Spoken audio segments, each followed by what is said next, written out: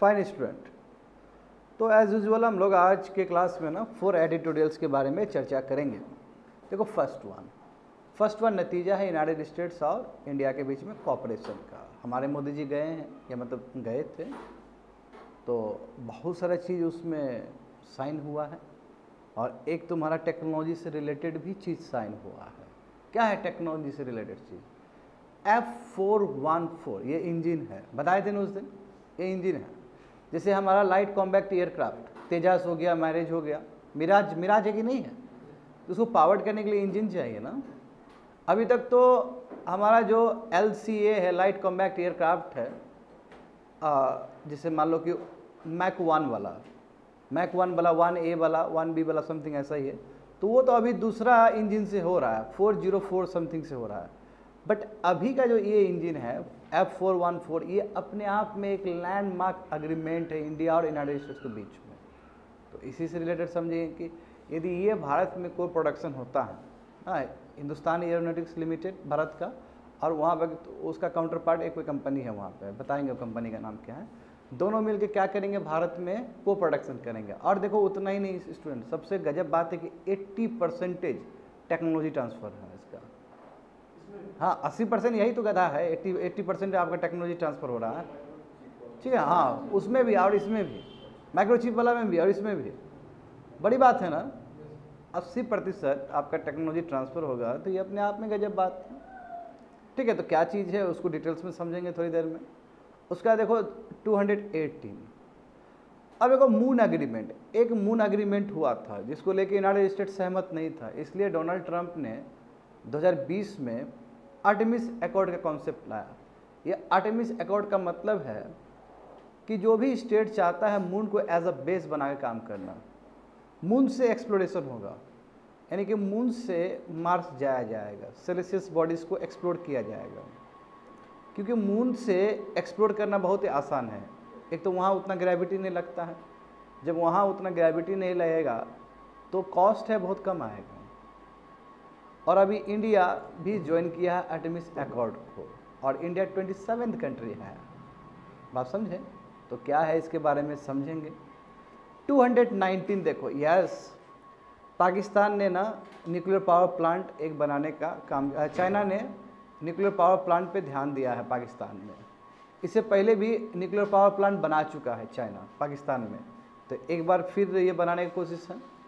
अब ये जो न्यूक्लियर पावर प्लांट बनाने का बात किया जा रहा है चाइना की ओर से पाकिस्तान में, ये बिना NSG से पूछे हुए किया जा रहा है। NSG जानते हो, न्यूक्लियर सप्लायर ग्रुप्स। अब कोई भी आप अपना न्यूक्लियर एनर्जी को, न्यूक्लियर वेपन्स को, या न्यूक्लियर जो भी फैसिलिटी को ट्रांसफ़र करते हो, तो आपको NSG को बताना होगा, NSG को बताना होता, क्योंकि इंडिया और पाकिस्तान दोनों ने ही NPT साइन नहीं किया, नॉन प्रोलिफरेशन ट्रीटी। जब आप साइन नहीं करते हो तो NSG जगह परमिशन लेना होता है कि ठीक है हम तो न्यूक्लियर स्टेट हैं, बट हम क्या करते हैं अपना टेक्नोलॉजी देना चाहते हो ऐसा कंट्री को जिसने NPT साइन नहीं किया। फिर NSG डिसाइड करेगा कि उसको देना चाहिए कि नहीं देना चाहिए। इंडिया को भी तो इसी तरह मिला है। जैसे इंडिया का 2008 में जब न्यूक्लियर डील हुआ था, जो टेक्नोलॉजी ट्रांसफर हुआ 2008 का शुरुआत का मैं बताया, 2005 में स्टार्टिंग हुआ, उसका फल तुमको 2008 में दिखा है, बात समझे ना। तो उस समय भी तो हमने परमिशन लेके ही हमें मिला है, यानी कि हमें NSG से परमिशन लेना पड़ा, यूनाइटेड स्टेट्स को भी NSG से परमिशन लेना पड़ा, तब जाकर भारत में न्यूक्लियर रिएक्टर्स आया।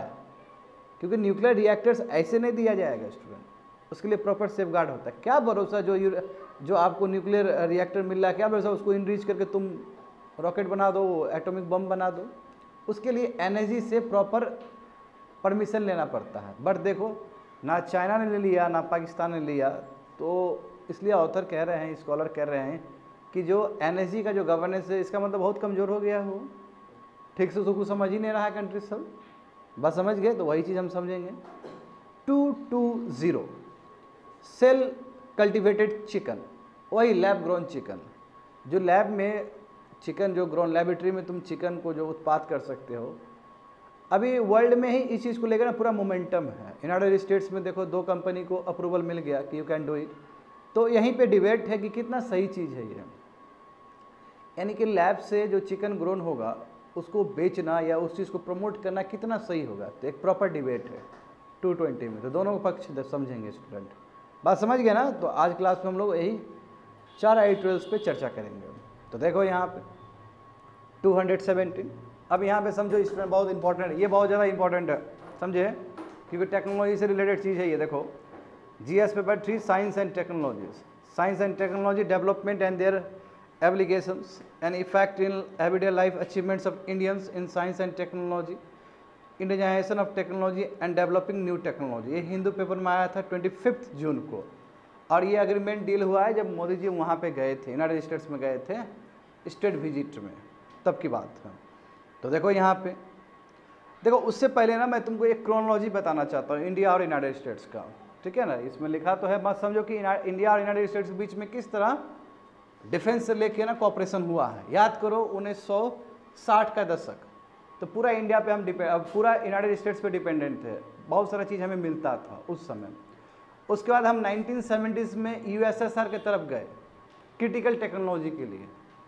बात में शुरू में 1960s में यूनाइटेड स्टेट्स बहुत कुछ हमारा क्रिटिकल टेक्नोलॉजी सब देखता था, स्पेस से रिलेटेड जो भी चीज़। उसके बाद 70s में हम पूरा अपना चेहरा घुमाए यूएसएसआर की तरफ, और यूएसएसआर हमें मदद करता था। अब देखो उसके बाद लंबा हिस्ट्री है यूएसएसआर की तरफ से, हमारा बहुत ही हेल्प किया हमें टेक्नोलॉजी बिल्ड करने में, जानते हो, सबमरीन सब बहुत दुनिया भर का चीज़ यूएसएसआर के साथ हमारा रहा, लिंक रहा। उसके बाद 1998 का तुम पोखरण याद कर लो। पोखरण होने के बाद हमारे ऊपर इकोनॉमिक सैंक्शन लगा, आर्थिक जो कहते हैं क्या बोलते हैं, आर्थिक रिस्ट्रिक्शन, पाबंदी हमारे ऊपर लगा, है ना। आर्थिक पाबंदी का मतलब क्या कि अब हम दूसरे के साथ ट्रेड ही नहीं कर सकते, बताओ, समझे ना। तो ये हमारे ऊपर लगा, वही इकोनॉमिक सैंक्शन। अब उसके बाद क्या हुआ कि हमारे जो स्पेस टेक्नोलॉजी के लिए जो सबसे इंपॉर्टेंट चीज़ है क्रायोजेनिक इंजन, वो हमें नहीं मिल पाया यूनाइटेड स्टेट से। तो कहाँ से हम जुगाड़ किए, रसा से जुगाड़ किए। अब बिल्कुल उनको ही जाता है, स्वामीनाथन, वो क्या नाम है उनका, नम्मी नारायण को जाता है, ठीक है, उन्होंने लाया ढूंढ के, तब जाके हमारा जो नासा का स्पेस प्रोग्राम है वो सफल हो पाया। उसका देखो प्रयास किया गया 2002 में प्रयास किया गया, और 2000 स्टूडेंट बढ़िया सुनो अच्छे से, 2002 से लेके 2022 तक 4 फाउंडेशनल प्रोग्राम हुआ इंडिया और यूनाइटेड स्टेट्स के बीच में। शुरू में टेक्नोलॉजी रिलेटेड ट्रांसफ़र हुआ, फिर उसके बाद तुम्हारा आया लेमो आया, उसका कोमकासा आया, कोमकासा 2018 में आया था, लेमो 2016 में आया था, और उसका 2020 में बेका आया। तो ये सभी चीज़ का क्या कि हम दो जो फोर्सेस है, अमेरिकन फोर्सेस और इंडियन जो फोर्सेस है, ये दोनों क्या कर रहे हैं, अपना जो क्रिटिकल टेक्नोलॉजी है उसका जो ट्रांसफ़र है वो क्या कर रहे हैं, मतलब संभव हो सकता है, इससे इधर से उधर ट्रांसफ़र किया जा सकता है और इस जगह से उस जगह ट्रांसफ़र हो सकता है, और वो भी बहुत ही हाईली सिक्योरिटी के साथ। और 2018 में यूनाइटेड स्टेट्स ने भारत को एक मेजर डिफेंस पार्टनर घोषित भी कर दिया, यानी कि just like ally of NATO forces. जो नाटो फोर्सेस का जो भी मेंबर होगा, जो दर्जा देगा यूनाइटेड स्टेट्स, सिमिलरली हमको भी वो दर्जा मिला है। तो ये रिलेशन का एक तरीका है कि कैसे हम कहाँ से 60s में क्या रिलेशन था और 2020 पहुँचते पहुँचते रिलेशन क्या बना है, और अभी का जो ये जो हुआ है एग्रीमेंट, चाहे वो इंजन का हो चाहे कोई भी जो, और इस तरह स्टेट जो विजिट हुआ है अभी, ये दिखता है कि समय के साथ साथ और हम क्लोज होते चले गए। बात समझ में आ गया ना। और जितना भी हम तुम लोगों को बताए हैं 2002 से लेकर 2020 तक, ये सब जो 4 फंडामेंटल जो एग्रीमेंट हुआ है, ये दिखाता है कि इंडिया और यूनाइटेड स्टेट्स के बीच में कितना सिनर्जी है टेक्नोलॉजी फील्ड में, डिफेंस के फील्ड में, कि दोनों कंट्री बहुत अच्छे से एक दूसरे से शेयर कर रहे हैं, इन्फॉर्मेशन सब शेयर कर रहे हैं। अब जो भी इन्फॉर्मेशन शेयर किया जाएगा वो बहुत ही ज़्यादा क्या होगा, हाईली सिक्योरेटेड होगा, वो मतलब बहुत अच्छे से एक्सचेंज किया जाएगा और कोई लीक होने का चांसेस नहीं है। इसी को कहते हैं हम लोग इंटरऑपरेबिलिटी, यानी कि ये इधर इन्फॉर्मेशन दे सकता है और हमारे फोर्सेस भी इसको इन्फॉर्मेशन दे सकता है, कोई बीच में हैक नहीं कर सकता है। Are you getting me. अभी देखो, अब जो हम लोग डील किए हैं वो एक कदम आगे जाके किए हैं इंजन का। जानते हो नहीं कितना इंपॉर्टेंट है हमारे डिफेंस के लिए, इंडियन एयरफोर्स के लिए कितना इंपॉर्टेंट इंजन है। लाइट कॉम्बैक्ट एयरक्राफ्ट, तेजास हो गया, मिराज हो गया, ये सब बहुत ज़रूरी है हमारे डिफेंस सिस्टम के लिए। तो ठीक है स्टूडेंट, यहीं पे देखो landmark memorandum of understanding between GE and Hindustan aeronautics limited. जी समझ रहे हो ना, जनरल इलेक्ट्रिक, जो कि यूनाइटेड स्टेट्स का एक कंपनी है, जो कि बेस्ट है बाबू, वर्ल्ड में जाना जाता है इंजन मैन्युफैक्चरिंग के लिए। दुनिया में बहुत बड़ा डिमांड है इसका, समझे, इस कंपनी का। और ये कंपनी बहुत इस तरह का इंजन सप्लाई करता है। होप सो समझ में आ रहा होगा। इससे पहले जो हम इंजन मंगवाते थे, यानी कि F414 से पहले जो इंजन यूज़ करते थे वो भी जी ही बनाता था, ठीक है। तो इस कंपनी पे वर्ल्ड ही डिपेंडेंट है और इंडिया तो पूरी तरीके से डिपेंडेंट है। देखो तो यूनाइटेड स्टेट्स और इंडिया के बीच में तुम्हारा एग्रीमेंट साइन हुआ है, MOU हुआ है, ठीक है, कि अब क्या करेगा ये जी F414 जेट इंजन भारत में बनाएगा, को प्रोडक्शन होगा भारत में, समझे। और जो बनेगा इंजन वो कहाँ पे काम देगा student, for light combat aircraft Mach 2। ये मैक 2 है, नया जनरेशन है। इससे पहले क्या था स्टूडेंट, मैक 1 था और 1A था, बात समझो। उसके लिए दूसरा इंजन चाहिए था, बट वो इंजन भी कौन बनाता था, यही बनाता था। बात समझ में आ गया। देखो इसमें फ़ायदा क्या है, हमें 80% ट्रांसफ़र ऑफ टेक्नोलॉजी है। क्या गजब बात है ना। अब देखो ना, ये बहुत कम कंट्री के पास है इस तरह का क्रिटिकल टेक्नोलॉजी, ये कटिंग एज टेक्नोलॉजी है स्टूडेंट। यदि 80% आपको जो नो हाउ है कि कैसे बनाया था, क्या क्या चीज़ उसमें यूज़ हुआ है, वो हमें पता चल जाए तो हमारा कंट्री भी एक एलाइट कंट्री के लिस्ट में आ सकता है। बात समझे। और बहुत फायदा होगा हमें ये चीज़। चाइना के पास भी एक कटिंग एज टेक्नोलॉजी नहीं है, ये इंजन वाला टेक्नोलॉजी नहीं है उसके पास भी, समझे। और कितना समय लगेगा हमें स्टूडेंट, 3 साल लगेगा। फर्स्ट इंजन बनाने में, इंडिया में को प्रोडक्शन करने में 3 साल लगेगा। अच्छी बात है ना, इस तरह का मेमोरेंडम ऑफ अंडरस्टैंडिंग साइन हुआ बीच में, है ना, HAL और तुम्हारा और GE के बीच में। तो देखो यहाँ पे हाँ, फाइनल डी तय करेगा तुम्हारा US कांग्रेस। जिस हिसाब से एटमोसफियर अलग तो रहा है कि हो जाएगा, क्योंकि बाई पार्टीशन सपोर्ट है, जानते हो, चाहे वहाँ पे डेमोक्रेट्स रहे, चाहे पार्टीशन चाहे तुम्हारा रिपब्लिक रहे, दोनों ही सपोर्ट करता है इंडिया, क्योंकि इंडिया बहुत इंपॉर्टेंट ब्राइट स्पॉट है भारत। बात समझ में आ रहा है तुम लोग को।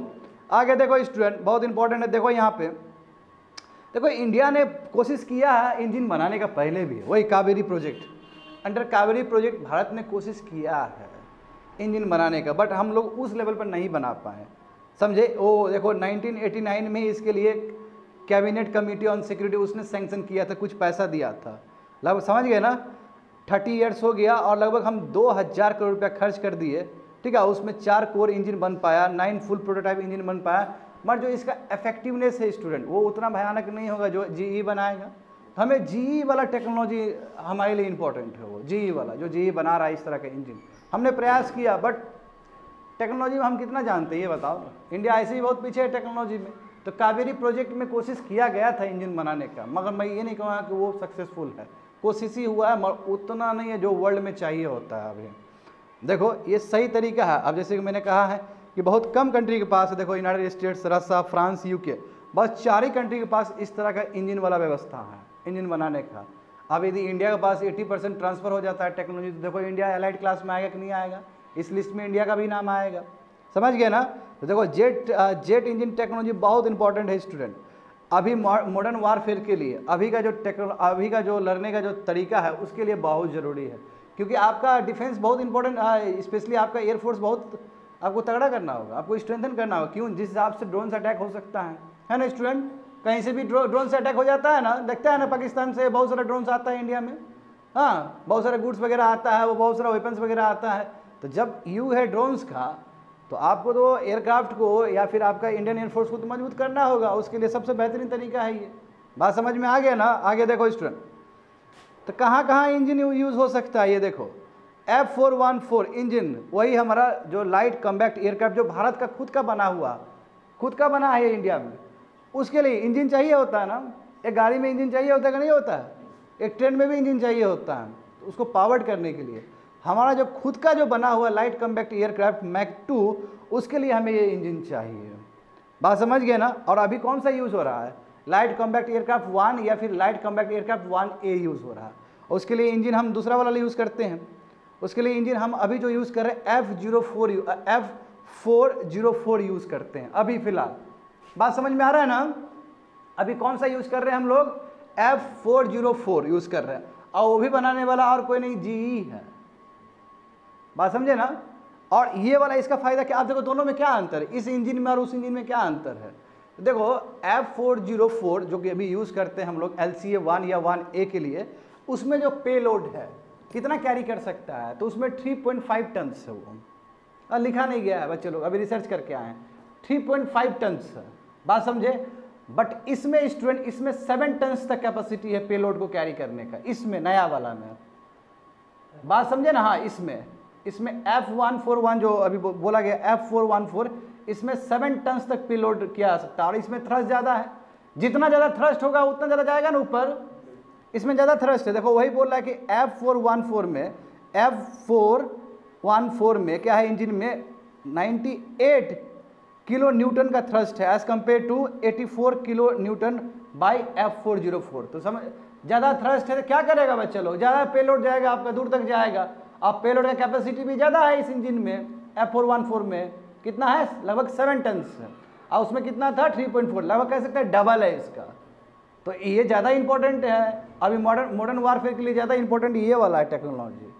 एंड खुश रहो कि हमारे कंट्री में भी 3 साल में बन जाएगा, को प्रोडक्शन स्टार्ट हो जाएगा। तो ये भारत का तरक्की है स्टूडेंट, ये बेस्ट सिनर्जी है हमारे दोनों कंट्री के बीच में। बात समझे, इसके लिए देखो कितना पैसा देना पड़ेगा। देखो 9,000 करोड़, ठीक है, जिसमें तुम्हारा 2,500 करोड़ ऑलरेडी खर्च हो चुका है इकोसिस्टम को डेवलप करने के लिए। बात समझ गए ना, इतना तुम्हारा कैबिनेट की तरफ से मंजूरी दे दिया गया है और कुछ पैसा ऑलरेडी खर्च भी हो गया है। अब इसमें देखो स्टूडेंट कि F414 इतना खतरनाक चीज़ है कि चलो ठीक है, ये लाइट कॉम्पैक्ट एयरक्राफ्ट तो होगा ही होगा, मैक 2 वाला, एज वेल एज अभी जो सुपर हार्नोट है और स्वीडिश ग्रिपन है, ये भी इसी से होता है, पावर्ड होता है। यानी कि इसका डिमांड दूसरे कंट्री में भी है स्टूडेंट, बात समझे ना, इससे बहुत सारा एयरक्राफ्ट सब उड़ता है। जैसे अभी बोले ना LCA मैक 2, तो सिमिलरली और भी बहुत सारे, सुपर हार्नेट हो गया, स्वीडिश ग्रिपन हो गया, ये सब में भी यही इंजन चाहिए होता है। देखो F414 share its basic design with F440 engine. अब देखो इसमें क्या बोला गया है कि कितना अभी तक कितना इंजन बना है, it stand on foundation of 5,600। देखो इतना इंजन अभी तक बन चुका है, बात समझे, यानी कि स्टूडेंट F404 वाला इंजन अभी तक लगभग 6,000 पीस बन चुका है। और जहाँ तक सवाल है कि मोर देन 6,000 बन चुका है और लगभग 1,500 से ज़्यादा ये इंजन डिलीवर्ड हो चुका है, बात समझे, डिलीवर्ड हो चुका है बहुत ज़्यादा बात। यानी कि जितना ये इंजन आप यूज़ करोगे उतना ही आपका कैपेबिलिटी बढ़ते चला जाएगा, समझे। अब देखो इसमें वही बोला गया है कि LCA मैक 2, हाँ, ये जैसे ही हमारे कंट्री में आएगा तो एक जो बहुत बड़ा गैप है इंडियन एयरफोर्स में वो भर जाएगा और हमारा कैपेबिलिटी और बढ़ जाएगा एयर का। जैसे देखो बालाकोट स्ट्राइक हुआ बाबू, कौन किया, एयरफोर्स ही ने किया कि नहीं किया। अरे सबसे इम्पोर्टेंट होता है एयर का जो डिफेंस, वो सबसे इम्पोर्टेंट है। कहीं से जिस हिसाब से, चलो साइबर सिक्योरिटी छोड़ दो, जिस हिसाब से ड्रोन्स आ रहा है अभी, अब आदमी सैनिक थोड़े हाथ से लड़ता है, वो ज़माना ख़त्म हो गया ऊपर से। इसलिए जब तक एयर में डिफेंस सिस्टम आपका स्ट्रॉन्ग ना हो तब तक कुछ नहीं होने वाला है, और इस दिशा में भारत में अच्छा काम हो रहा है। तो यहाँ पे देखो वही लाइट कॉम्पैक्ट एयरक्राफ्ट मैक 2 है तुम्हारा, ये बहुत बड़ा गैप को भरने वाला है भारत में स्टूडेंट।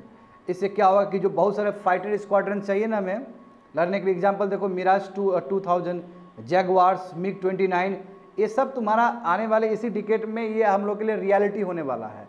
जैसे ही इंजन बन जाएगा तो स्क्वाड्रंस तैयार हो जाएगा, सब और डिवाइसेस मशीन सब है, समझे, डिवाइसेस है ये सब चीज़। देखो अभी तक हमारे पास MiG-21 स्क्वाड्रंस है जो कि 2025 तक हो जाएगा, मतलब काम में लग जाएगा 2025 तक। ये जितने भी MiG-21 स्क्वाड्रंस हैं ये सेवा में बहाल हो जाएगा, कहने का मतलब ये हुआ।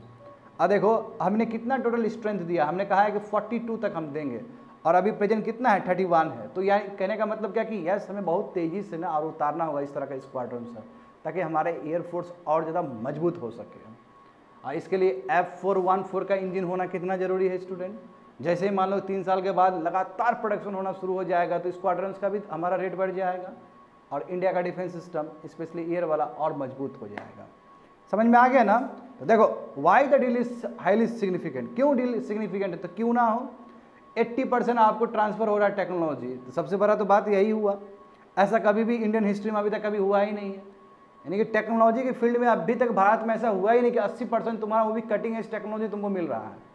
बात समझे, बहुत बड़ी बात समझे इसमें। देखो ये और दूसरी बात ये है कि F414 ये पूरा भारत में ही बनने वाला है, ठीक है। इसके जो भारत में पूरा बनेगा तो इससे इंडिया और यूनाइटेड स्टेट्स का रिलेशन और बेटर होना शुरू हो जाएगा। देखो इससे पहले 2012 में जो एग्रीमेंट हुआ था उसमें मात्र 58% टेक्नोलॉजी ट्रांसफ़र का बात था, बात समझे, डिफेंस का जो इक्विपमेंट है। बट ये देखो ये तो कुछ ज़्यादा ही है, 80% है। तो इसलिए कह सकते हैं स्टूडेंट कि इंडिया और यूनाइटेड स्टेट्स बहुत क्लोज आ रहे हैं एक दूसरे के, and this is good news for us, समझे। तो देखो इंडियन इंडस्ट्री चाहे वो पब्लिक हो चाहे प्राइवेट हो, इसको बहुत ही अच्छा अपॉर्चुनिटी मिलेगा कोलैबोरेट करने का, समझे। और जितना अच्छा से कोलैबोरेशन होगा पब्लिक प्राइवेट पार्टनरशिप का, उतना बेहतर हमारे कंट्री में ना और अपॉर्चुनिटी और इकोनॉमिक्स क्रिएट होते चला जाएगा। It's a very very good news for us, समझ गए ना। डेट्स इट, खत्म कर दिए। आगे देखो, ये यूएसए डीच मून एग्रीमेंट।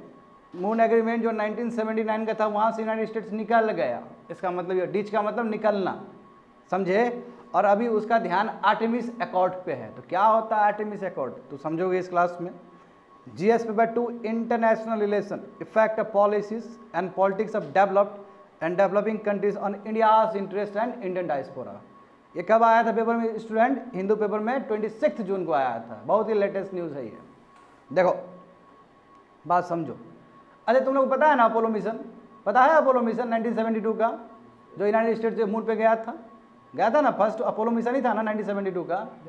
हाँ, अपोलो मिशन कर लिया, उसके बाद फिर वो अपोलो मिशन खत्म हुआ और तब जाके वो आर्टेमिस वाला कॉन्सेप्ट आया है। आर्टेमिस वाला कॉन्सेप्ट आया था, याद करो।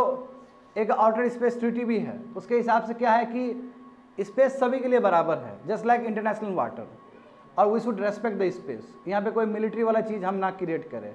जो भी होना चाहिए बहुत ही सिविलियन पर्पस के लिए होना चाहिए, पीसफुल पर्पस के लिए होना चाहिए। ये आउटर स्पेस ट्रीटी जो बता चुके हैं साइंस एंड टेक्नोलॉजी क्लास में, तुम लोग को ठीक से याद होना चाहिए, सैटेलाइट वाला चीज़ बताए थे। तो यहाँ पे देखो इंडिया, यस इंडिया ने ज्वाइन किया है स्टूडेंट एट 27 कंट्री, समझे। हाँ, इंडिया ने ज्वाइन किया है, अब हो गया है ये चीज़, ठीक है। और इस हिसाब से हम भी इस एलाइट कंट्रीज में हमारा भी एक नाम होगा, ठीक। इसमें तो है डिसाइडेड बोला, मैं इंडिया ज्वाइन कर चुका है स्टूडेंट। देखो जो आर्टेमिस अकॉर्ड है ये क्या है कि यस ह्यूमन काइंड के बेनिफिट के लिए हम स्पेस का एक्सप्लोरेशन करेंगे, और जितना स्पेस में एक्सप्लोरेशन होगा उतना बेटर है। अब इसका समझो, इसका अंदर का चीज़ क्या है कि मून को यूज़ करना, मून को यूज़ करके एज अ बेस यूज़ करके हम दूसरे सेलेसियस बॉडी पे, दूसरे प्लानेट पे यात्रा कर सकते हैं, और जो भी बेनिफिट होगा तो ह्यूमन बीइंग को बेनिफिट होगा। सही बात है ना। देखो हमारे पास एक ट्रीटी है, जो सबसे पहला जो ट्रीटी है, उस ट्रीटी का नाम क्या है स्टूडेंट, आउटर स्पेस ट्रीटी 1967। इसके हिसाब से क्या है स्टूडेंट, इसके हिसाब से ये है कि yes non binding set of principle है, यानी कि जो ये नहीं कि आप फॉलो करो बट आप समझ सकते हो, you can follow it, but non binding है, ज़बरदस्ती फॉलो करने की जरूरत नहीं है।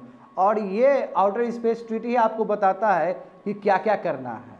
जब स्पेस एक्सप्लोर करोगे तो what to do what not to do, यही गवर्न करता है। और सबसे पुराना ट्रीटी है स्पेस से रिलेटेड, आउटर स्पेस ट्रीटी 1967। मगर जानते हो कि 21st सेंचुरी के लिए बहुत रिडंडेंट हो गया, अब पता ही नहीं चलता। देखते हो जिस हिसाब से लो अर्थ ऑर्बिट में डेब्रिस भरा हुआ है, तो ये ट्रीटी उसको मना ही नहीं कर पाता है। अभी बहुत लगातार तेजी से बढ़ते चला जा रहा है। देखो ना, ये प्राइवेट प्लेयर सब भी, एलन मस्क सब देखो कितना लो अर्थ ऑर्बिट में कितना डेब्रिस छोड़ दिया। अभी स्टारलिंक जो प्रोजेक्ट था, है ना, तो फिर तो यहाँ पे देखो स्टूडेंट, तो अमेरिकन लेड एफर्ट है ये आर्टेमिस अकॉर्ड, ठीक है। मून तक जाना है 2025 में, और मून से तुम्हारा मून से एज अ बेस यूज़ करके मार्स में जाना है और दूसरे सेलेसियस बॉडी में जाना है। अब मून ही क्यों, क्योंकि मैं पहले बता चुका हूँ मून में ग्रेविटी कम लगता है। जब मून में कम ग्रेविटी लगता है तो बहुत ही आइडियल प्लेस है, वहाँ से हम बहुत कुछ लॉन्च कर सकते हैं, बात समझे, और बहुत कम पैसा लगेगा। अर्थ से करते हो तो अर्थ में ग्रेविटी होता है, तो against the gravity you have to do many things, बात समझे। पे लोड ज़्यादा देना, थ्रस्ट ज़्यादा देना। मून से ऐसा कोई ज़रूरत नहीं है। मून में ऐसे भी ग्रेविटी बहुत ज़्यादा कम है एज़ कम्पेयर टू अर्थ, यानी कि मून को एज अ बेस यूज़ करना और मून से एक्सप्लोर करना दूसरे प्लैनेट्स को, चाहे वो मार्स हो चाहे जुपिटर हो, कोई भी हो सकता है। और देखो ऐसे भी तुम लोग जानते हो कि नासा और इसरो का तुम्हारा चल ही रहा था, दोनों का कोलैबोरेशन, है ना, वही स्ट्रेटेजिक फ्रेमवर्क दोनों का चल ही रहा था। और देखो दोनों ही करे गए। अभी जस्ट उस दिन बताए थे कि नासा हेल्प करेगा इसरो को इंटरनेशनल स्पेस स्टेशन में बहुत सारा चीज़ रिसर्च करने में। हाँ, निसार अपर्चर वाला भी था, है ना, वो बनाया ही। ये इंटरनेशनल स्पेस स्टेशन जो जानते हो लो अर्थ ऑर्बिट में है, रोसकॉस्मोस भी जुड़ा हुआ है हाफ। तो रोसकॉस्मोस निकलने का बात था ना कि हम भी निकल जाएंगे, तो उसका गैप भरने के लिए इंडिया बेस्ट है। और इंडिया और यूनाइटेड स्टेट्स का यानी कि नासा का कोलैबोरेशन होगा इंटरनेशनल स्पेस स्टेशन में भी। तो ठीक है, इधर साथ में कोलैबोरेशन भी चल रहा है साथ में। देखो इंडिया पूरा अपना शिफ्ट कर दिया, जो तरीका है ना इंडिया का पूरा शिफ्ट हो चुका है। अब इंडिया का ध्यान यूनाइटेड स्टेट्स की तरफ ज़्यादा है स्पेस असिस्टेंट के लिए। पहले रसा की तरफ ज़्यादा था ध्यान हमारा, क्योंकि रसा अलग थलग हो गया ना, इसलिए।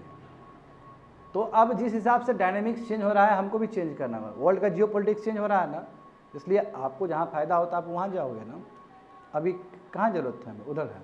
इधर करोगे तो बहुत बिक जाओगे गंदे तरीके से, कुछ फ़ायदा नहीं होने वाला। रसिया की तरफ से रहोगे तो कोई फ़ायदा नहीं होने वाला है।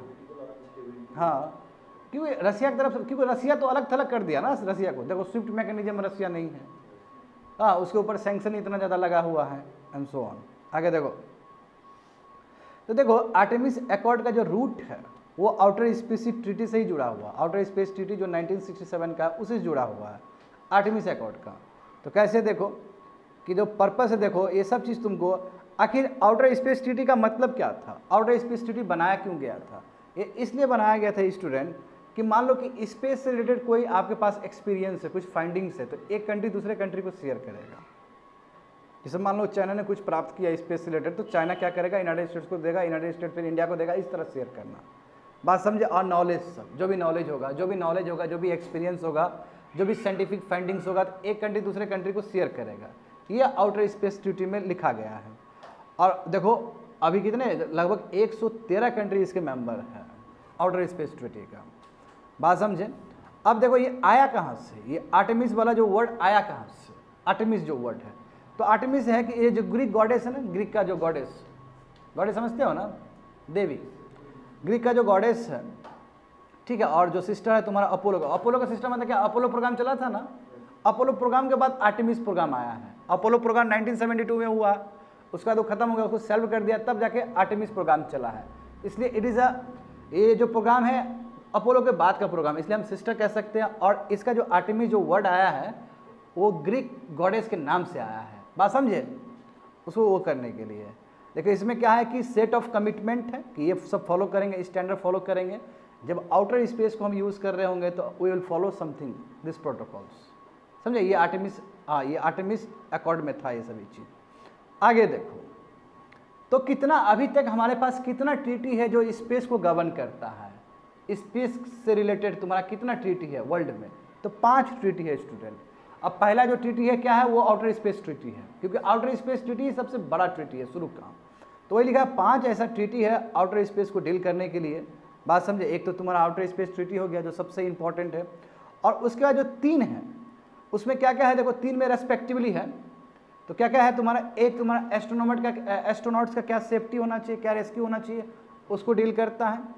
दूसरा क्या है कि कोई भी आप स्पेस ऑब्जेक्ट्स में भेजते हो, कोई भी स्पेस ऑब्जेक्ट जब आप स्पेस में भेजते हो तो रजिस्ट्रेशन किस तरह होना चाहिए, वो दिया गया। और तीसरा कि कोई तरह का डैमेज हो जाए स्पेस में तो किस तरह उसके ऊपर आप लाइबिलिटी दोगे, यानी कि मान लो इंश्योरेंस वगैरह सब। बात समझे ना। तो ये आपका 3 ट्रीटी से है, समझ में आ गया ना स्टूडेंट। और जो लास्ट का है समझ गए ना, फर्स्ट क्या हो गया आउटर स्पेस ट्रीटी, 3 वाला बता दिए ना। सेकंड से क्या हो जाएगा, एस्ट्रोनॉट्स का सेफ्टी, समझ गए। और थर्ड क्या हो जाएगा बच्चे लोग, registration of space objects. Fourth क्या हो जाएगा, जो भी लाइबिलिटी इंश्योरेंस वगैरह जो डैमेज हुआ है। एंड फिफ्थ वन देखो मून अग्रीमेंट, ये बहुत इंपॉर्टेंट है मून अग्रीमेंट। इसी से ना भागा है यूनाइटेड स्टेट्स, अभी बोला ना कि मून अग्रीमेंट से वो भागा है। ये मून अग्रीमेंट है क्या कि भागा है, देखो मून अग्रीमेंट अभी तक का सबसे सर्वश्रेष्ठ अग्रीमेंट है। हर कोई कंट्री भागना चाहता है इससे, ऐसा कैसे कि सर्वश्रेष्ठ भी है भागना भी चाहता है, ये तो 2 अलग बात हो गया ना। इंडिया भी इसका सिग्नेटरी है, बट इंडिया ने रेटिफाई नहीं किया। रेटिफाई मतलब इंडिया ने पार्लियामेंट में ऐसा कोई लॉ नहीं बनाया। बात समझे, सिग्नेटरी तो है इंडिया। तो अब समझो मून अग्रीमेंट क्या है। तो मून अग्रीमेंट का मतलब वही कि मून को यूज़ करना या अदर सेलेसियस बॉडीज़ को यूज़ करना फर्दर एक्सप्लोरेशन के लिए। अब इसमें क्या है स्टूडेंट, देखो इसमें ये जो क्लॉज है ये बहुत खतरनाक क्लॉज सब है। उसके बाद देखो कि आप स्पेस को यूज़ करोगे ओनली पीसफुल पर्पस के लिए, और कोई भी स्टेट अपना मिलिट्री बेस वहाँ क्रिएट नहीं कर सकता है, समझ गए ना। फर्स्ट क्या है, सिविलियन पर्पस के लिए यानी कि पीसफुल पर्पस के लिए, और दूसरा क्या है, कोई भी मिलिट्री बेस आप क्रिएट नहीं कर सकते हो। ये 2 पॉइंट, ये मून अग्रीमेंट का बात है। और देखो ये खतरनाक चीज़ है कि आपकी क्या होना चाहिए, there is extension of the concept of outer space treaty, यानी कि आउटर स्पेस ट्रीटी हम बोला ना कि पीसफुल पर्पस के लिए, तो पीसफुल पर्पस वाला जो चीज़ है आउटर स्पेस ट्रीटी का वो मून एग्रीमेंट में भी तुमको दिखेगा। तो कहने का मतलब क्या हुआ कि आउटर स्पेस ट्रीटी में जो सबसे बढ़िया जो चीज़ है वो मून एग्रीमेंट में वो क्लॉज है। बात समझ में आ गया ना। अब ऐसा क्या विवादित चीज़ है इसमें कि यूनाइटेड स्टेट्स यहाँ से निकल गया और आर्टेमिस अकॉर्ड वाला कॉन्सेप्ट ले आया डोनाल्ड ट्रंप। बात समझ में आ रहा है ना, सीक्वेंस समझ में आ रहा है तुम लोग को। आगे देखो, आगे देखो, मून एग्रीमेंट जो 1979 में हुआ था, मैं देखो अभी सबसे कम इंटरनेशनली एक्सेप्टेड ये स्पेस ट्रीटी है।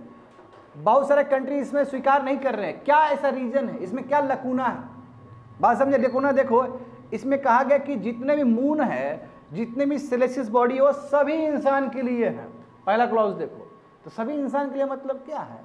यदि रसिया बहुत मेहनत किया और ऊपर चला गया और कोई कंट्री श्रीलंका कभी जीवन भर काम ही नहीं किया, तो उसके लिए भी बराबर ही रिसोर्सेस होगा क्या? ये पसंद नहीं आया कंट्री सबको, क्योंकि जो जीता वो सिकंदर। नियम तो यही है, जो बेस्ट टेक्नोलॉजी में काम करेगा उसको मिलना चाहिए ना, सब कंट्री को क्यों मिलेगा? ये क्लॉज पसंद नहीं आया, जबकि ये नोबल क्लॉज है। दूसरा देखो, ये ऐसा कुछ है कि ग्लोबल कॉमन्स का बात किया गया। जैसे देखो इंटरनेशनल वाटर है ना, ग्लोबल कॉमन्स 200 नॉटिकल माइल्स के बाद एक्सक्लूसिव इकोनॉमिक जोन के बाद इंटरनेशनल वाटर हो जाता है, उसमें सभी का अधिकार है। तो यहाँ पे भी वही कोशिश किया गया है मून एग्रीमेंट में कि आउटर स्पेस से जो भी फायदा होगा वो हर इंसान को फायदा होना चाहिए, हर इंसान के लिए बराबर होना चाहिए। ये नहीं पसंद आया, और स्पेशली यूनाइटेड स्टेट्स को ही पसंद नहीं आया ये चीज़, तो वहीं छट गया था, वो निकल गया था। बात समझ गए ना? इसमें क्या है कि आप मून का रिसोर्सेस यूज कर सकते हो, बात समझे? हाँ, and that would have the power to ration these resources to be states on the earth. The moon agreement further requires that parties to act on celestial bodies keeping the mind the protect। देखो इसमें क्या है कि moon agreement में ये था कि आप मून को यूज कर रहे हो, कोई भी सेलेसियस बॉडी को यूज करे तो उसका इन्वायरमेंट को देखते हुए। देखो नोबल फीचर सब है, गजब नोबल फीचर है मून एग्रीमेंट में। इसमें क्या है कि आप मून को एज अ बेस यूज करोगे तो उसका इन्वायरमेंट को ध्यान देना है, कोई भी फायदा हुआ तो हर एक ह्यूमन बीइंग को बराबर पहुंचना चाहिए। जैसे ये ग्लोबल कॉमन की तरह इसको ट्रीट किया जाए। मैं तुमको लगता है कि ये सब फीचर से सब कंट्री खुश रहेगा? जो कंट्री बहुत बेस्ट है स्पेस में वो पसंद नहीं करेगा। जैसे रसिया हो गया, जैसे यूनाइटेड स्टेट्स हो गया, वो बोलेगा कि हम लोग का शुरू से हिस्ट्री में ही रहा है, हम लोग तो शुरू से ही बेस्ट थे, तो हम लोग क्यों मतलब रिसोर्सेस वहाँ से क्रिएट करके बेनिफिट करके बाकी कंट्री को पहुँचाए? तो पसंद नहीं आएगा ये चीज़, बात समझे? देखो यहाँ बोला गया कि डिस्पाइट बीइंग इंस्ट्रूमेंटल, देखो मून एग्रीमेंट बनाने में यूनाइटेड स्टेट्स कितना इंपॉर्टेंट रोल प्ले किया है। मैं जब बारी आया रेटिफाई करने का तो बोला हम रेटिफाई नहीं करेंगे, हम निकल रहे हैं इस एग्रीमेंट से, निकल गया वो, क्योंकि उसको लगा कि यदि ये ट्रीटी हम साइन करेंगे तो फिर सबको फायदा होगा, तो हमारा क्या फायदा होगा फिर? नासा ऐसे भी बेस्ट है। अब जानते हो यूनाइटेड स्टेट्स का जो चाल होगा वो चाल देकर बाकी कंट्री भी वही उसी तरह फॉलो करेगा, तो बाकी कंट्री भी उसी तरह फॉलो किया है। देखो तो इसका जो स्टार्टिंग पॉइंट है वो 2020 है बाबू, बुर्बक ट्रम्प का टाइम था वो, डोनाल्ड ट्रम्प। बुर्बक ट्रम्प ने यहाँ पे डिबेट छेड़ा था, बहुत बड़ा डिबेट छेड़ा था। उसने क्या किया 2020 में, ट्रम्प एडमिनिस्ट्रेशन ने कहा कि ये क्या है एग्जीक्यूटिव ऑर्डर, जानते हो प्रेसिडेंट एग्जीक्यूटिव ऑर्डर पेश कर सकता है। वो बोला कि नहीं है, यूनाइटेड स्टेट्स मेंबर नहीं है मून एग्रीमेंट का, निकल रहा है। ठीक है, ये क्या होता है ग्लोबल कॉमन्स, ये हम सहमत नहीं है इस फीचर से, बात समझे? उसके बाद देखो इसका मतलब क्या कि स्टेट यूटिलाइज कर सकता है, स्टेट अपॉर्चुनिटी को यूटिलाइज कर सकता है। स्पेस में जो भी उसको मिलता है वो स्टेट अपना मजे में इंजॉय कर सकता है। यानी कि डिफरेंट क्लॉज, यानी कि जो आपका जो रियल क्लॉज है उसमें क्या है कि जो भी रिसोर्सेज होगा उसका बेनिफिट ऑल ह्यूमन काइंड को मिलना चाहिए। और जिस हिसाब से यूनाइटेड स्टेट्स का जो चाल हुआ डोनाल्ड ट्रम्प के टाइम में, इसका मतलब क्या कि स्टेट जो सक्षम है वो रिसोर्सेज को इंजॉय कर सकता है, तो उसका फायदा क्या हुआ? देखो उसके बाद ठीक 1 साल बाद उसी ईयर में 2020 में ही आर्टेमिस अकॉर्ड फाइनली आया है। ये आर्टेमिस अकॉर्ड है, अपोलो आया, फिर आर्टेमिस मिशन आया, आर्टेमिस मिशन, तब जाके ये आर्टेमिस अकॉर्ड आया है। अकॉर्ड डिफरेंट है, ये अभी आया है फिलहाल, आर्टेमिस मिशन आ चुका था, समझे ना? आर्टेमिस अकॉर्ड आया है ये ट्रम्प के बाद में। इसमें क्या एक तरह से ये पैरेलल अल्टरनेटिव कह सकते हो, एक पैरेलल मैकेनिज्म है as compare to moon agreement. जो मून एग्रीमेंट में जो बात नहीं पच पाया बहुत सारे कंट्री को, वो सब चीज़ हटा के आर्टेमिस अकॉर्ड बनाया गया है। इसका मतलब क्या है कि जो कंट्री बेस्ट है वो अपना रिसोर्सेस यूज़ कर सकता है ऊपर, और उसको जो फायदा होगा उस कंट्री को, मतलब जो भी चीज़ निकलेगा वो कंट्री को फायदा होगा। अनलाइक मून एग्रीमेंट में क्या क्या ऑल ह्यूमन को फायदा होना चाहिए, ग्लोबल कॉमन्स है। बात समझ में आ रहा है ना? समझ में आ रहा है कुछ भी? देखो यहाँ पर इंडिया भी देखो मून एग्रीमेंट का सिग्नेटरी था, मैं इंडिया ने रेटिफाई नहीं किया उस चीज़ को। तो देखो क्यों, देख रहे हो स्टूडेंट? और अभी देखो इंडिया 27th कंट्री बना आर्टेमिस अकॉर्ड का। इसका मतलब क्या कि इंडिया शिफ्ट हो रहा है ना, इंडिया का जो देखने का जो नज़रिया है स्पेस का एक्सप्लोरेशन का, इंडिया शिफ्ट कर रहा है अपने पोजीशन को। पहले वो यूएसएसआर से बहुत ज़्यादा ही उसका रहता था, एसोसिएशन रहता था, अब इस तरफ जा रहा है। देखो वही लिखा गया है जिस हिसाब से यूक्रेन वार हुए, ठीक है, तो अभी इंडिया कोशिश कर रहा है एक मेजर शिफ्ट की तरफ। और इंडिया उस तरफ जा रहा है, अमेरिकन की तरफ ज़्यादा एसोसिएट कर रहा है अपने आप को। ये पूरा क्लियर सिग्नल है कि वो रसा को छोड़ के उस तरफ जा रहा है, ताकि आपको अभी सर्वाइव करना है, फिटेस्ट है ना, कोशिश कर। अब क्योंकि अभी का देखो ना रिलेशन क्या, ट्रांजैक्शनल रिलेशन, आइडियोलॉजी वाला तो रिलेशन रहा ही नहीं अब। जहाँ आपको बेस्ट कोलैबोरेशन मिलता है, जहाँ से आप कुछ टेक्नोलॉजी ले पाते हो, जहाँ आप बेस्ट कोऑपरेशन कर सकते हो किसी भी फील्ड में, तो उसी कंट्री के साथ जाओगे। और स्पेस में भी ये चीज़ हमें दिख रहा है, तभी तो नासा के साथ इंटरनेशनल स्पेस स्टेशन में हमारा कोऑपरेशन हो रहा है, तभी तो आर्टेमिस अकॉर्ड में हम साइन किए एंड सो ऑन। समझ गए? तो ये मेजर शिफ्ट है इंडिया का, क्योंकि इंडिया लगभग 70 साल से पूरा डिपेंडेंट था बाबू यूएसएसआर के ऊपर, चाहे वो डिफेंस में हो चाहे स्पेस में हो। बात समझे? और दोनों की तरफ मेजर शिफ्ट है भारत का। डिफेंस में भी यूनाइटेड स्टेट्स के पास जा रहा है इंडिया, और स्पेस देखो, स्पेस एक्सप्लोरेशन तो जा ही रहा है। ये क्लियर कट दिखता है हमें कि इंडिया पूरा मेजर शिफ्ट कर रहा है अपना पोजीशन को। That's it. आगे बढ़ जाओ, ये देखो GS paper 2 international relation, bilateral, regional and global groupings and agreements involving India's and are affecting India's interest. ये हिंदू पेपर में आया था 25 जून को। देखो ये क्या है, मैटर है क्या, ये देखो, ये समझो बात को। चाइना और पाकिस्तान एक अग्रीमेंट साइन किया, किसके लिए? न्यूक्लियर पावर प्लांट के लिए। हाँ, जानते हो nuclear power plant, nuclear reaction करके इलेक्ट्रिसिटी को क्रिएट करना, ऐसा न्यूक्लियर पावर प्लांट। इसमें वही यूरेनियम काम आता है, जानते हो, यूरेनियम वगैरह। यूरेनियम जानते हो, यूरेनियम वही 2% 3% होना चाहिए इलेक्ट्रिसिटी के लिए, यानी कि 5% से कम इनरिच होना चाहिए। और इसको बढ़ाते चलोगे 80% 90% कर दोगे तो फिर एटॉमिक बम बन जाएगा। पता है ना ये सभी चीज़ तुमको? यहाँ पे देखो, चाइना और पाकिस्तान ने अग्रीमेंट साइन किया, और इसका कितना कैपेसिटी है बच्चे लोग? 1200 मेगावाट का, बहुत बड़ा कैपेसिटी है। अभी तक का सबसे बड़ा न्यूक्लियर पावर प्लांट बनेगा ये पाकिस्तान का। इससे पहले बहुत कम था, मैं बताता हूँ। इससे पहले 325 मेगावाट का था। ये देखो ना कितना ज़्यादा है, बात समझे? और देखो ये कहाँ पे बनेगा? चश्मा न्यूक्लियर कम्प्लेक्स, चश्मा वो जगह का नाम है पाकिस्तान में, समझे? और कितना पैसा खर्च होगा स्टूडेंट? $4.8 बिलियन। समझ गए? तो चाइना देखो, चाइना जानते हो चिक बुक डिप्लोमेसी खेलता है, और एक समय ऐसा आएगा बाबू पाकिस्तान आराम से कन्वर्ट हो जाएगा, जिस हिसाब से पाकिस्तान जा रहा है ना। यहाँ पे देखो, यहाँ पे देखो, ध्यान दो, बहुत कुछ सीखोगे इससे। देखो इसका मतलब एक क्वेश्चन मार्क है। अब जो एग्रीमेंट साइन हुआ इसका मतलब क्वेश्चन मार्क ये है स्टूडेंट, जो एनएसजी है, न्यूक्लियर सप्लायर ग्रुप, एनएसजी, बात समझे? एनएसजी से आपको परमिशन लेना पड़ेगा ना। एनएसजी से इसलिए परमिशन लेना पड़ेगा स्टूडेंट क्योंकि पाकिस्तान तुम्हारा एनपीटी कंट्री नहीं है, एनपीटी साइन नहीं किया उसने। जानते हो ना एनपीटी? इंडिया और पाकिस्तान दोनों ने साइन नहीं किया है। जब ऐसा कोई कंट्री, सुनो अच्छे से, जिसने एनपीटी साइन नहीं किया हो, समझे, नॉन है ना, नॉन प्रोफेशन जो टीटी है, यदि कोई कंट्री साइन नहीं किया हो और यदि उस कंट्री को तुम न्यूक्लियर टेक्नोलॉजी दे रहे हो, तुमको एनर्जी से परमिशन लेना पड़ता है, और एनर्जी जब परमिशन दे देगा तभी तुम दे सकते हो। तो देखो ना चाइना को मतलब ना चाइना ने परमिशन लिया ना पाकिस्तान ने परमिशन लिया, आराम से बोला कि दे दिए। एक तरह से वायलेशन है कि नहीं है एनर्जी का रूल्स एंड रेगुलेशंस का, बात समझे? एंड पाकिस्तान देखो, अभी पाकिस्तान बेचारा देखो बहुत प्रॉब्लम में है, एनर्जी क्राइसिस है, इकोनॉमिक क्राइसिस है पाकिस्तान में है कि नहीं बताओ तो? इन्फ्लेशन, बिजली तो बाबू कट जाता है गंदा, एक दिन 2 दिन बिजली नहीं आ रहा है।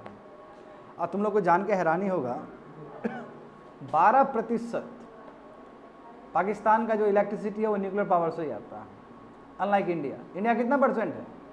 2 से 3%, वो 12% डिपेंडेंट है न्यूक्लियर पावर प्लांट से। देखो यहाँ पे देखो लिखा गया है, ये जो बन रहा है वो सबसे बड़ा बिगेस्ट रिएक्टर होगा, और ऑलरेडी चाइना बच्चे लोग 4 ठो बना चुका है रिएक्टर। उसका कैपेसिटी कितना है? 525 मेगावाट का है, बात समझे? और अभी तक पाकिस्तान में कितने टोटल तुम्हारा न्यूक्लियर प्लांट्स है? 6 है, जिसमें 4 तो उसने बनाया और एक अभी बन रहा है।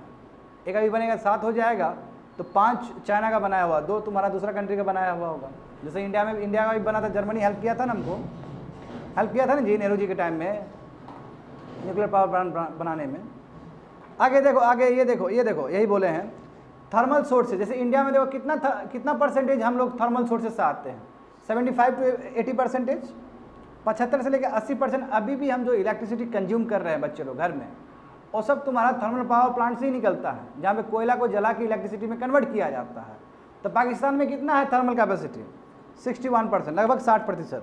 हाइड्रो पावर कितना है? देखो 24% है। न्यूक्लियर पावर कितना है? 12% है। और विंड और सोलर बहुत कम है। 3% है, बट उससे बढ़िया तो इंडिया है। इंडिया सोलर में कितना आगे गया है, बहुत अच्छा काम किया है। अब बट देखो इसमें कि जो न्यूक्लियर पावर का जो कैपेसिटी है वो लगभग 40%, 39 प्रिसाइजली कहूँ तो 39% से एनुअल ग्रोथ हो रहा है, यानी कि प्रत्येक साल 39% से बढ़ते चला जा रहा है तुम्हारा न्यूक्लियर एनर्जी। यानी कि इधर ध्यान दो अच्छे से, यानी कि न्यूक्लियर रिएक्शन से जो इलेक्ट्रिसिटी जो क्रिएट हो रहा है पाकिस्तान में 39% प्रत्येक साल बढ़ते चला जा रहा है। इसका मतलब क्या है कि वो लोग अभी भी मेजर शिफ्ट नहीं किया अपना एनर्जी मिक्स को लेकर। बट इंडिया देखो यहाँ पे इंडिया बहुत आगे निकल गया इस चीज़ में। इंडिया क्या है कि रिन्यूएबल प्रोजेक्ट पे ज़्यादा ध्यान दे रहा है, जो कि अच्छा बात है लॉन्ग टर्म के लिए। बात समझ में आया ये चीज़? आगे देखो, अब यहाँ पे देखो ये है क्या मामला है क्या, तो न्यूक्लियर सप्लायर ग्रुप्स हमेशा प्रोवाइड करता है कि आप इस तरह टेक्नोलॉजी ट्रांसफ़र नहीं कर सकते, स्पेशली उस कंट्री से नहीं कर सकते जो एनपीटी साइन नहीं किया है। सही बात है कि नहीं है? देखो वहीं पे लिखा गया है स्टूडेंट कि आप ट्रांसफ़र ऑफ टेक्नोलॉजी नहीं कर सकते उस मेंबर को, स्पेशली जिसने एनपीटी साइन नहीं किया है। देखो चाइना ज्वाइन किया, लगभग 20 साल पहले चाइना ज्वाइन किया था। बात समझे? चाइना ज्वाइन किया वही एनर्जी वाला ग्रुप को 20 साल पहले ज्वाइन किया था, यानी कि वही 2004 में, तो 20 साल कह सकता हूँ मैं, ठीक है। और उस समय देखो चश्मा 3 एंड चश्मा 4 रिएक्टर्स उसने बनवाया था, तो उस समय उसको परमिशन लेने की जरूरत नहीं था, क्योंकि एनर्जी का उस समय मेंबर नहीं बना था। अब तो एनर्जी का मेंबर बन गया वो। जब अब एनर्जी का मेंबर बन गया तो अब तो परमिशन लेना पड़ेगा। उस समय वो एनर्जी का मेंबर नहीं था। जब एनर्जी का मेंबर नहीं था तो आप एनर्जी से परमिशन मत लो, कोई दिक्कत नहीं है। बट अब तो आप बन गए हो और ये डील अभी हो रहा है, 2023 में हो रहा है, तो आपको परमिशन तो लेना चाहिए था एज पर द एक्सपर्ट। बात समझ में आ गया ना? आगे देखो, तो अच्छा सवाल तो ये भी उठा है, तो इंडिया को कैसे मिला? इंडिया भी तो एनपीटी साइन नहीं किया था। बढ़िया सुनो, ये बहुत इंपॉर्टेंट चीज़ है।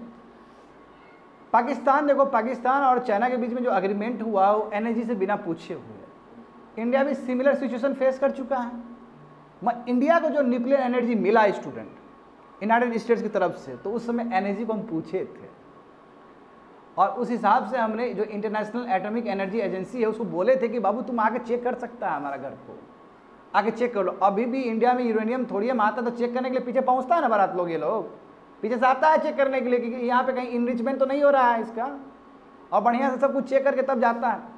जैसे ईरान में जानता है ना, ईरान में जो इनरिचमेंट हो रहा था, ईरान न्यूक्लियर डील जो हुआ था उसमें भेजा था ना ओबामा ने कि जहाँ चेक करना उसको। बात समझ में आ रहा है? देखो यहाँ पे देखो, इंडिया और यूनाइटेड स्टेट्स, ठीक है, दोनों ने देखो एनर्जी से वेवर लिया था, मतलब छूट लिया था, एनर्जी मान भी गया था इस चीज़ को लेके। और 2008 का ये एग्रीमेंट है स्टूडेंट, बात समझे। और तब जाके इंडिया ग्लोबल न्यूक्लियर कॉमर्स में एंट्री किया, यानी कि इंडिया ने भी एनपीटी साइन नहीं किया, बट इंडिया को न्यूक्लियर टेक्नोलॉजी दूसरे कंट्री से मिल सकता है। इसलिए मिल सकता है क्योंकि एनर्जी से परमिशन ले लिया इंडिया ने। ऐसा कुछ किया इसने? नहीं किया इसने कुछ। बात समझो इसका। बट ये है कि परमिशन तो मिल गया, मगर इंडिया ने कुछ कमिटमेंट भी रखा है स्टूडेंट। ऐसे नहीं मिलता है परमिशन, इंडिया ने कुछ कमिटमेंट रखा उस समय। क्या कमिटमेंट रखा? कि international atomic energy agency safeguard जो बोलेगा उस हिसाब से हम काम करेंगे, अपने फैसिलिटी जो भी जहाँ पे भी रहेगा उस हिसाब से करेंगे। और उसके स्टाफ सब आएंगे, प्रत्येक साल आएंगे, चेक करके जाते हैं ये सब। बात समझे। और सिविलियन पर्पस और मिलिट्री पर्पस में सेपरेशन कर दिया गया कि देखिए ये सिविलियन पर्पस के लिए है, ये मिलिट्री पर्पस के लिए अलग। तो उसको दिखाना पड़े क्या भरोसा वहाँ से तो आप यूरेनियम ला रहे हो, आप पूरा मिलिट्री के लिए यूज़ कर रहे हो, तो आपको सेपरेट करना होगा। वही separating civilian and military nuclear programmes. और दूसरी बात है कि मोराटोरियम भी लगा, यदि ऊपर से बोलेगा कि नो अभी न्यूक्लियर टेस्टिंग मत करो तो रोक देंगे हम। इसका मतलब हमें जो मिला परमिशन एनर्जी से उसके गाइडलाइंस के हिसाब से मिला, और वो जो बोलेगा वो हम करेंगे, तब जाके हमको दिया यूनाइटेड स्टेट्स ने। बात समझे। क्या ये सभी चीज़ हुआ? यहाँ पे नहीं हुआ। वही कंपेयर किया जा रहा है कि देखो इंडिया भी एनपीटी का मेंबर नहीं था, बट इंडिया को जो मिला है किस कंडीशन में मिला है, यहाँ पे कंडीशन क्यों नहीं लागू हुआ? इसका मतलब क्या हुआ कि एनर्जी का जो गवर्नेंस पैटर्न बहुत कमजोर हो गया, या फिर चाइना समझता ही नहीं है एनर्जी को कुछ, यही हुआ जी मतलब इसका। आगे देखो, तो देखो चाइना ने मांगा ही नहीं, वही बोला जा रहा है। ना ही चाइना ने बच्चे लोग, ना ही पाकिस्तान ने मांगा, समझे। और देखो इससे पहले जो C4 और C5 डील हुआ था तो वो बहुत पहले का बात है, ठीक है। एक्सपर्ट बोल रहे हैं कि ये गलत बात है। इस हिसाब से जो गवर्नेंस है ग्लोबल न्यूक्लियर कॉमर्स का वो तो वीक होते चला जाएगा, और एनर्जी के पास जो कंट्रोल होना चाहिए, और एनर्जी से यदि परमिशन नहीं लिया जाएगा तो आने वाले समय में यदि तुम लेस रिस्पॉन्सिबल वाला कंट्री को तुम न्यूक्लियर ट्रांसफर कर देते, जैसे बेलारूस का जो हुआ है, तब तो फिर तो दुनिया में तो फिर तो वर्ल्ड वार वाला स्थिति आ जाएगा। फिर ये गलत तरीका है, और अभी प्रॉपर टाइम है कि इसके ऊपर लगाम लगाने का, और चाइना को घेरना चाहिए इस चीज़ को लेके। बात समझ गए ना? खत्म हो गया। आगे देखो, GS paper 3 science and technology. Science and technology development and their application and effects in everyday life achievements of Indians in science and technology, Indianisation of technology and developing new technology. देखो ये Hindu paper में आया था 23 जून को। समझ में आ रहा है ना सभी चीज़? आगे देखो, क्यों डिस्कस कर रहे हैं हम लोग? सेल कल्टिवेटेड चिकन, यानी कि वही लैब ग्रोन चिकन। अरे इसमें जानते कॉन्सेप्ट ना, अब मान लो कि तुमको फिश खाना हो, बीफ खाना हो, चिकन खाना हो, तो चिकन खाना है तो मुर्गा या मुर्गी को मारने की ज़रूरत नहीं है आपको, समझे ना? यही ना लैब ग्रोन चिकन है। अब मारने की ज़रूरत नहीं है। लैब में तुम उसका एक सेल ले लो और उस सेल को एक इन्वायरमेंट में रख दो, कंडीसिव इन्वायरमेंट में, उसमें अमीनो एसिड, कार्बोहाइड्रेट, जो भी चीज़ इंपॉर्टेंट है वो सब डालते रहो और वो बड़ा बन जाएगा, बड़ा बन जाएगा, बेच दो। इससे क्या बहुत फ़ायदा हुआ ना? एक आपने एनिमल्स को नहीं मारा, क्रूएल्टी नहीं हुआ। क्रूएल्टी देखते हो कितना बच जाएगा? जिस हिसाब से तुम लोग मांस मछली खाते हो, नॉन वेज वाले लोग सब, कितना हत्या कर रहे हो तुम लोग। नहीं बता रहा हूँ मैं, तो क्रूएल्टी जो एनिमल्स के प्रति जो क्रूएल्टी हो रहा है वो थमेगा ना? ये चीज़ थमेगा कि नहीं थमेगा? हाथ कटता है तो खून निकलता है, ऐसे दौड़ते हो। अरे वो जिंदा रहेगा ही नहीं, वो मांस होगा। ऐसे भी तो मार के ही खाते हो, डेड बॉडी खाते हो ना उसका, ऐसे भी डेड बॉडी खाते हो ना। क्या करें, आबादी ज़्यादा हो गया नॉन वेज वाले लोग का, तो लगता है कि नॉन वेज वाले लोग सब सही है। कुछ सही नहीं है, सब बेकार है लोग। यहाँ पे ध्यान दो। हाँ मैं क्या है इसमें, क्या कि इसमें क्या है एथिक्स, क्या नॉन एथिक्स? सही सही बोल रहे हैं हम। यदि हम भी खाते तो हम भी गलत थे, इसमें क्या दिक्कत है? मगर देखो कहीं ना कहीं अब तो उपाय आया है ना। इधर देखो, अब उपाय आया है। कितना बढ़िया उपाय है कि अब तुम्हारा ये तो हो गया बबू टेस्टी वाला चीज़, खा लिया है पहले, है ना। अब लैब में ग्रोन होगा चिकन। अब लैब वाला पता नहीं चलेगा तुमको लैब का कौन सा है, किसका क्या है, पता नहीं चलेगा। खाओ उसको। इसे जो एनिमल जो मार रहे थे वो बच जाएगा ना एनिमल्स। और दूसरी बात ये है कि चाहे गोट हो चाहे सीप हो, जो भी चीज़ है स्टूडेंट, उसको रेयरिंग करने में बहुत ज़्यादा नेचुरल रिसोर्सेस लगता है ना। ग्रेजिंग होता है तो लैंड स्लाइड्स होने का चांसेस रहता है, पॉल्यूशन होता है, मीथेन रिलीज होता है। तो जिस हिसाब से देखो, आदमी लोग तो अपने हिसाब से काम करता है, मारने में दिक्कत नहीं था लोग को, मगर उसके वजह से नेचुरल रिसोर्सेज पे दिक्कत हो रहा है। फाइट तो होगा ही, अभी फाइट होना शुरू हो गया जिस हिसाब से आबादी बढ़ रहा है। आदमी को चाहिए ना रिसोर्सेज सब, तो आदमी तो कोशिश करेगा कि ये जो जानवर सब जो है, जब ये लैब हो ही सकता है, इसको खा ही रहे हैं, तो छोड़ दो ना, यहाँ हटा दो ना यहाँ से उसको। नॉन वेज ही कहलाएगा, हम वेज बोलेंगे तुमको। छोड़ दो, वो अंडा पे मत जाओ ना बाबू, अंडा नॉन वेज ही है, ठीक है। वो बाद में बोलना भेज, अभी मत बोलो। देखो बात समझ गए ना। रिसेंटली देखो 2 कैलिफोर्निया बेस्ड कंपनी, ठीक है, 2 तुम्हारा कैलिफोर्निया का जो कंपनी था उसको गो अहेड मिल गया कि ठीक है वो अपना लैब ग्रोन चिकन पे काम कर सकता है, समझे। और वो कंपनी का नाम क्या है? Good Meat and Upside Foods, 2 company का नाम है। अब इससे क्या होगा स्टूडेंट? वही चिकन मीट है तुम्हारा जो लेबोरेटरी में है ना बनाया जाएगा ह्यूमन कंजम्पशन के लिए, that is called cell cultivated chicken. और यूएस गवर्नमेंट की तरफ अप्रूवल मिल गया कि आप कर सकते हो। अब देखो शुरू में ये लोग पहले चिकन बनाएगा, अब चिकन सक्सेसफुल रहा है तो उसके बाद बीफ वगैरह बनाया जाएगा। बीफ जानते हो ना, बीफ और ऊपर का वर्जन है, वही भैंस का मांस हो गया, या जो पोर्क जो होता है वही, हाँ शुगर का जो मांस हो गया, ये सब, ये और डेंजर है, ठीक है ना। बहुत ही गंदा है बाबू, क्या बोले, वेजिटेरियन वाला लोग पढ़ के बता रहा है तुमको। देखो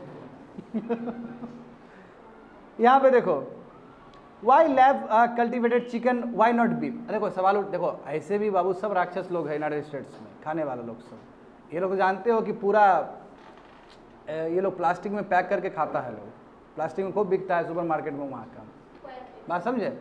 अब यहाँ पे समझो तुम लोग, बीफ क्यों नहीं, फिर चिकन ही क्यों?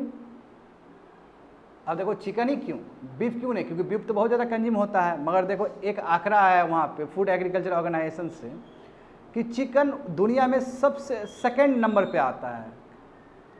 चिकन वर्ल्ड में सेकंड नंबर पे आता है मीट कंजम्पशन में, फर्स्ट अभी भी बीफ ही आता है, समझे, चिकन सेकंड में आता है। इंडिया में तो ज़्यादा चिकन ही कंज्यूम होता है, इफ़ आई एम करेक्ट, ठीक है। और बट यूनाइटेड स्टेट्स में देखो, यूनाइटेड स्टेट, यहाँ पे ध्यान दो स्टूडेंट, यूनाइटेड स्टेट्स में 2010 के बाद चिकन का जो संख्या वो बढ़ा है कंजम्पशन का, यानी कि चिकन का कंजम्पशन तुम्हारा 2010 के बाद सबसे ज़्यादा हुआ यूनाइटेड स्टेट्स में, इसलिए चिकन पे काम हो रहा है। और दूसरी बात ये है स्टूडेंट कि एज पर द, रुक जाओ देखो इसमें क्या बताया गया है कि न्यूयॉर्क टाइम्स के हिसाब, जो मैगजीन जानते हो बहुत प्रतिष्ठित मैगजीन है, उसने कहा है कि बीफ वाला जो टेस्ट लाना बहुत कॉम्प्लेक्स है, उसका जो टेस्ट है ना, उसका जो अपीयरेंस है, उसका जो फ्लेवर है बहुत ज़्यादा हार्डर है, और चिकन वाला फ्लेवर लाना बहुत ही आसान है। तो पहले चिकन पे ही काम करो, यदि इस पर सक्सेसफुल होते हो तो फिर बीफ पे भी काम करना। बात समझे, इसको रेप्लिकेट करना, बीफ को रेप्लिकेट करना बहुत मुश्किल है, उसका जो फ्लेवर होता है बहुत हार्ड है उसको कॉपी करना।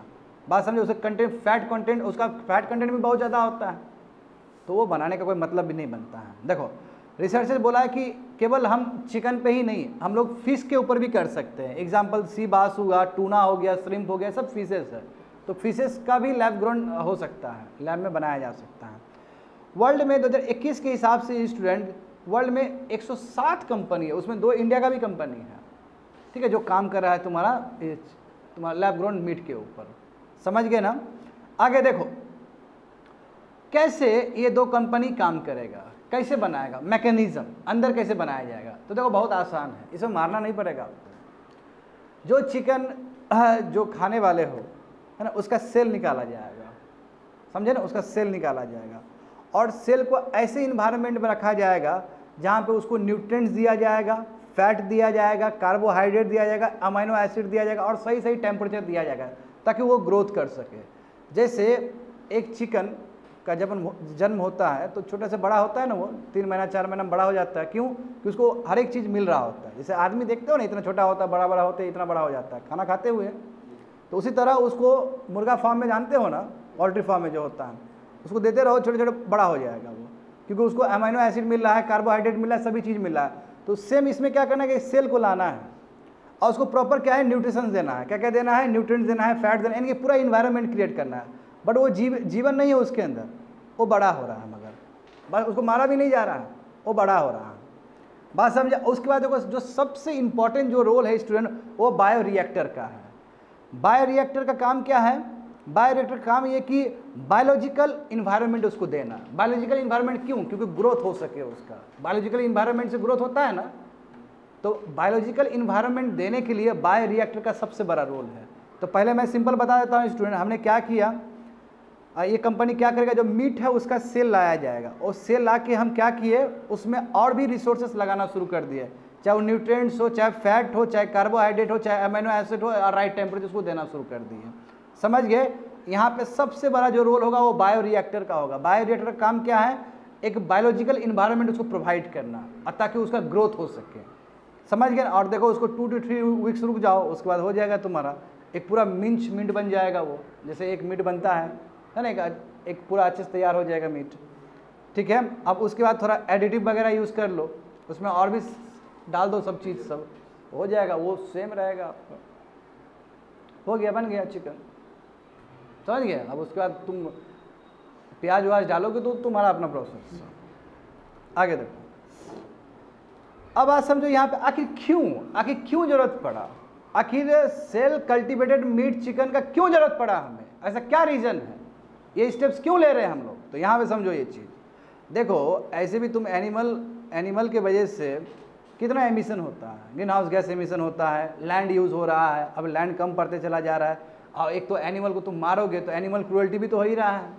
बात समझे। और फूड सिक्योरिटी, जिस हिसाब से आदमी का आबादी बढ़ रहा है तो वी रिक्वायर फूड सिक्योरिटी, तो इसके लिए ही स्टेप सब लिया गया है। और कहीं ना कहीं ये जो तुम्हारा इमिशन है और लैंड यूज़ है, ये तुम्हारा क्लाइमेट चेंज से भी रिलेटेड है तुम्हारा। सही बात है कि नहीं है। अब देखो फूड एग्रीकल्चर ऑर्गेनाइजेशन के हिसाब से स्टूडेंट, जितने भी ग्रीन हाउस गैस एमिशन होता है उसमें जो लाइफ स्टॉक है वही एनिमल रेडिंग, वो लगभग 14 से 15% कंट्रीब्यूट करता है। तो हम कह सकते हैं कि बहुत बड़ा तुम्हारा कंट्रीब्यूशन है। 14 से लेकर 15% जो कंट्रीब्यूशन है वो एनिमल रेडिंग की वजह से है सीप को पालो, हाँ सीप को पालोगे, कैटल को पालोगे तो बहुत ज़्यादा तुम्हारा मीथेन रिलीज होगा। अब मीथेन क्या है? ग्रीन हाउस गैस है। समझ में आ रहा है ना?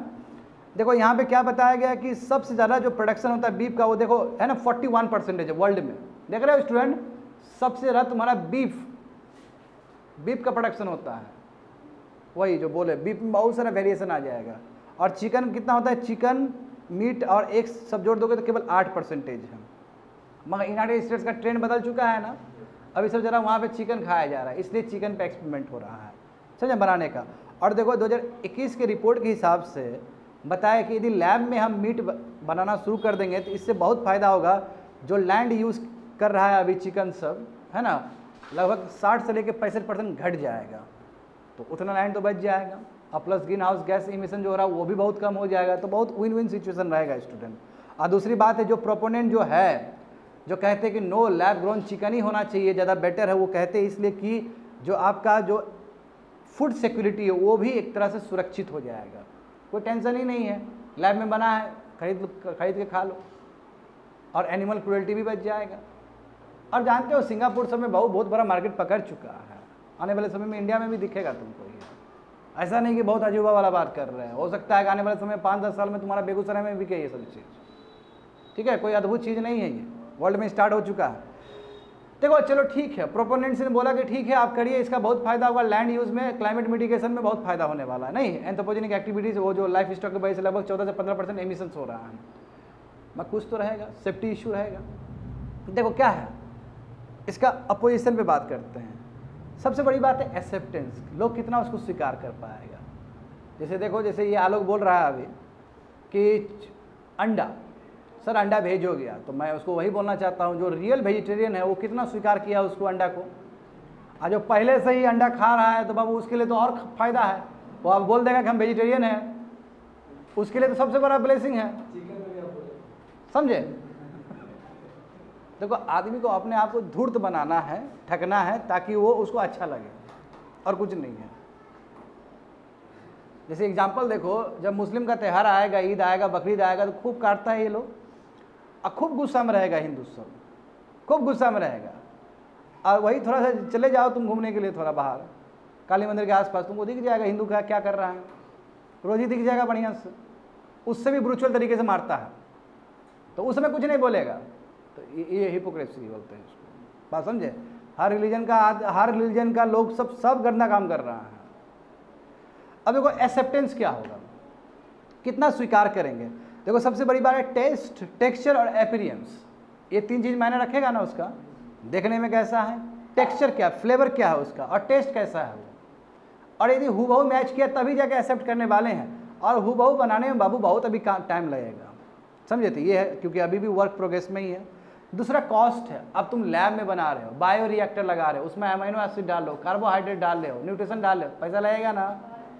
अभी देखो जाके तुम चिकन 100 रुपये में ही एक जान खा लेते हो, 100 रुपये में एक जान खत्म, तुमको ज़्यादा महंगा पड़ेगा ये। हाँ, तो अभी इनिशियल स्टेज में तो बहुत दाम लगेगा ना स्टूडेंट। हाँ, जब सक्सेसफुल हो जाएगा एक्सपेरिमेंट, जब बहुत बड़ा इंडस्ट्रियल लेवल पे चला जाएगा तब सस्ता हो जाएगा। हो सकता है कि अभी जो 100 रुपये में मिल रहा है उससे भी सस्ता हो जाए, है ना? हाँ, 85 में हो जाए।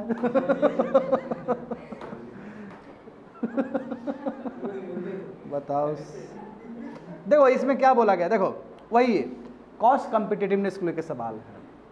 जो आप 100 रुपये में आपको मिल जाता है, 150 में मिलता है, अब लैब ग्रोन से तुम 500 में लोगे, 1000 में लोगे, तो काहे खरीदोगे वो चीज़ को? तो सवाल रहेगा वो। आगे देखो क्वालिटी तो हमेशा सवाल रहेगा। क्वालिटी सवाल रहेगा कि नहीं रहेगा, बताओ तुम कि किस तरह का क्वालिटी है। अब देखो क्या होगा कि आने वाले समय में चिकन भी अलग अलग, महंगा है तो अच्छा क्वालिटी, खराब वाला है तो कम दाम में, तो ये भी एक तरह से डिस्क्रिमिनेशन क्रिएट हो जाएगा, डिफ्रेंशिएशन क्रिएट हो जाएगा। एंड लास्ट वन देखो इन्वायरमेंट। अब तुम बोल रहा है कि लैब ग्रोन चिकन तुम इसलिए कर रहा है ताकि इन्वायरमेंट को तुम बचाना चाहता है, तो जो तुम बायो रिएक्टर जो तुम यूज़ करोगे तो उससे भी तो इन्वायरमेंट को क्षति पहुंचेगा। तो एक चीज़ खत्म करने के लिए दूसरा नया मैकेनिज्म ला रहे हो, वो मैकेनिज्म कितना इन्वायरमेंट फ्रेंडली है ये भी सवाल है। तो ये सभी चीज़ अभी सवालिया निशान है स्टूडेंट, बट जो सवालिया निशान वो कम है, अब फ़ायदा ज़्यादा है उसका। फ़ायदा इसलिए ज़्यादा है कि यदि ओवरऑल देखा जाए, ओवरऑल इन्वायरमेंट को देखा जाए तो बहुत ज़्यादा बेटर है लैब ग्रोन चिकन, ज़्यादा बेटर है। That's it.